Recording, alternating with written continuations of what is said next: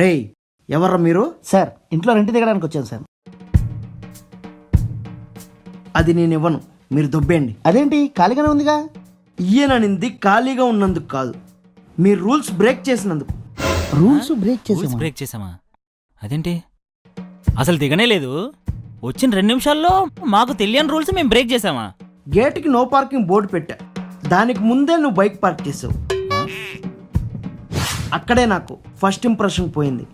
Sir ఇది మరీ too much sir. రే ఆగు, దిగిన తర్వాత మేము మీ రూల్స్ ఏం బ్రేక్ చేయం సార్. ఈ ఒక్కసారి వదిలేయండి. వదిలేండి సార్. సరే, ఈ ఒక్కసారి క్షమిస్తాను. Thank you sir. ఇంతకీ రెంట్ ఎంత? అది మీరు ఎప్పుడు పే చేస్తారో దాన్ని బట్టి ఉంటుంది. అంటే టైంకి పే చేస్తే 8,000, డిలే అయ్యే కొద్దీ రోజుకి 2,000 పెరుగుతూ ఉంటుంది. 2,000 అంటే ఇప్పుడు 5 రోజులు డిలే చేస్తే 10,000 రా. నేననింది రోజుకు 2,000 కాదు, రోజుకి 2,000 పెరుగుతూ ఉంటుంది. అంటే మొదటి రోజు 2,000, రెండో రోజు 4,000, అదే మూడో రోజు 6,000. ఇలా 10 రోజులు డిలే చేశారనుకోండి, లెక్క మీ ఊహకే వదిలేస్తున్నా. Sir sir? క్రెడిట్ కార్డు కూడా ఇంత ఇంట్రెస్ట్ రేట్ ఉండదు సార్. ఇప్పుడు మీ ఫ్లాట్ మీద ఉన్న ఇంట్రెస్ట్ మొత్తం పోయింది. పర్లేదులేరా, ఇలానే టైంకి కడతాం అంతే కదా సార్. ఇది జస్ట్ దిగక ముందు. దిగాక ఇంకా చాలా రూల్స్ ఉంటాయి. ఇంకేముంది సార్?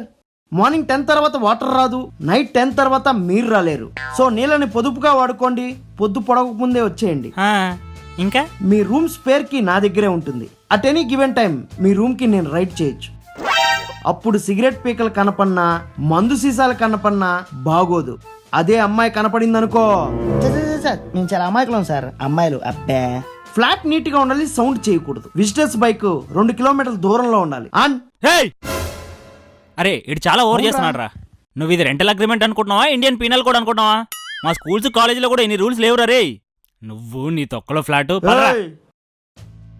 ఇప్పటి వరకు మీకు రూల్స్ మాత్రమే చెప్పాను. రూల్స్ బ్రేక్ చేస్తే ఏమవుతుందో చెప్పానా? ఏమవుద్ది?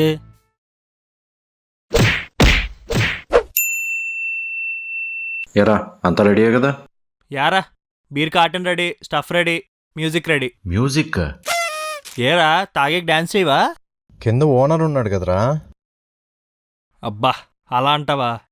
అరే మన బ్యాచులర్స్ని అర్థం చేసుకునే ఓనరే ఉండంటావా?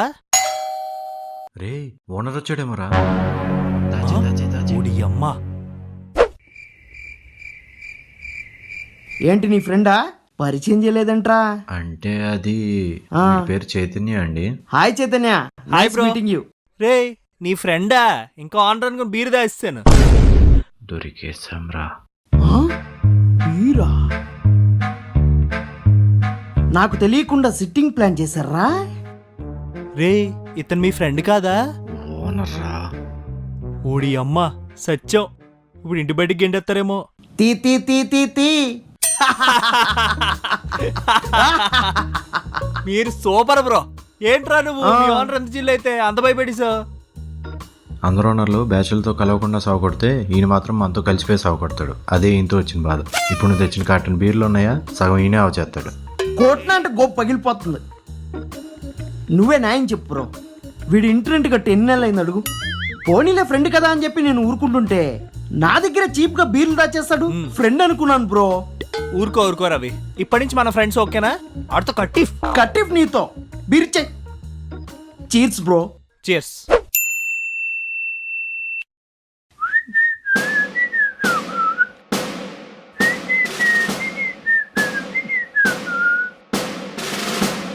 హలో, ఇట్రా. ఏంటిది? ఏంది నీ బాధ? ఒక ఫ్లాట్ లో ఎంతమంది ఉంటారు? అది నీకెందుకు? ఎందుకంటే ఈ ఫ్లాట్ ఓనర్ని కాబట్టి. హలో ఓనర్ సౌదీలు ఉంటాడు. మమ్మల్ని చూసుకోమని చెప్పేసి మిమ్మల్ని ఇక్కడ పెట్టిండు. నువ్వు ఓనర్ కాదు, అర్థమవుతుందా? సరే వెళ్ళు.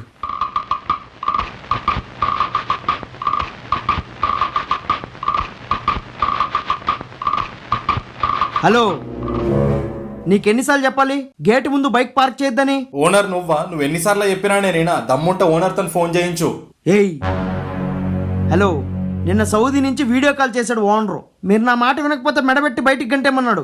ఛా, అది నేను నమ్మాలా? అరే పోరా కొయ్యా. ఏయ్, నిజమైన ఓనర్ని నేనేరా. నా ప్లేస్ లో ఇంకోని పెట్టి బ్రోకర్ని పెట్టి నేను సౌదీ వెళ్దాం అనుకున్నా. టెస్ట్ చేశా, ఎట్లాంటి ఎదవలకు ఈకూడదా అని. నాకు అర్థమైంది. నేను ఇక్కడే ఉండాలి, మీరు మాత్రం ఇంకొక సెకండ్ ఇక్కడ ఉండాల్సిన అవసరం లేదు. దొబ్బేండ్రా, ఇక్కడి నుంచి దొబ్బేండి.